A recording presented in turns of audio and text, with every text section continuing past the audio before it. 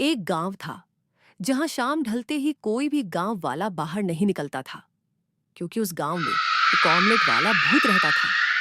वो बहुत रात को गांव में गरम गरम ऑमलेट लेकर घूमता था। उसके ऑमलेट की खुशबू पूरे गांव में फैल जाती थी। खुशबू सूंघकर लोग अपने घरों से बाहर आ जाते थे। फिर वो भूत उन्हें उठाकर अपनी भूतिया ऑमलेट दुकान ले जाता और उन्हें मार देता। एक दिन राजन शहर से अपने गांव आया। शहर से लौटकर वह अपने दोस्तों से मिलने गया।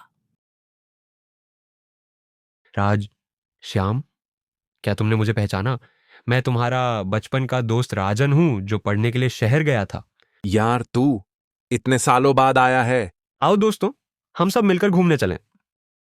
नहीं नहीं, नहीं जा सकते। क्यों? तुम दोनों इतने डरे हुए क्यों हो? क्या तुझे नहीं पता? शाम के बाद कोई बाहर नहीं निकलता। रात को ऑमलेट वाला भूत घूमता है। जो भी उसके ऑमलेट की खुशबू सूंघ लेता है, वो भूत उसे उठाकर ले जाता है और उसे मार देता है।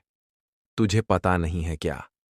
इसलिए रात को खिड़की दरवाजे अच्छे से बंद करके सोना। चलो, अब घर चलो, अंधेरा होने वाला है। राजू और श्याम वहां से चले जाते हैं। ये दोनों किसी बात पर बात कर रहे हैं। भूत, ऑमलेट, भूत, ऐसी कोई बात नहीं है। शायद वे मुझे डरा रहे हैं। अगर ये सच है तो मैं मां से पूछूंगा।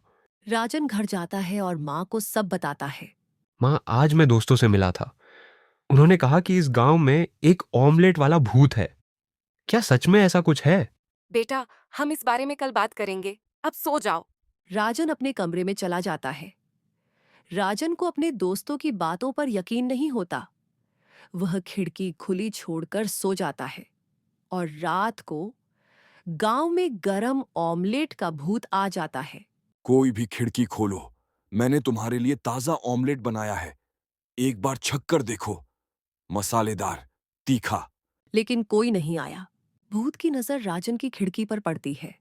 ऑमलेट की खुशबू राजन तक पहुंचती है। राजन घर से बाहर आता है और भूत उसे पकड़ लेता है और अपनी भूतिया ऑमलेट की दुकान में ले जाता है। राजन डर से कांपने लगता है।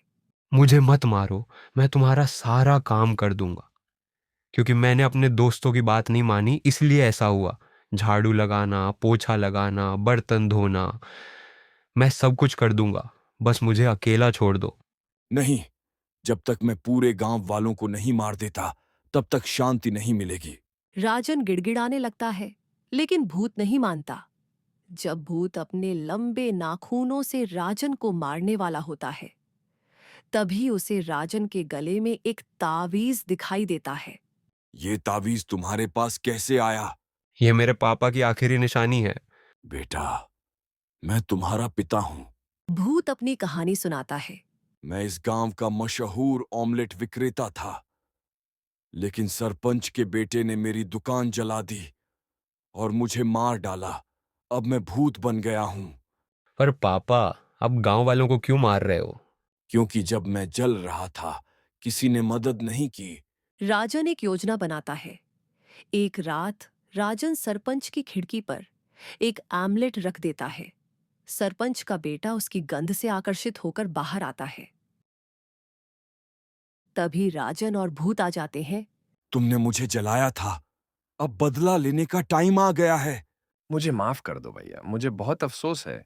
भूत उसे मार देता है और फिर कभी किसी को परेशान नहीं करता।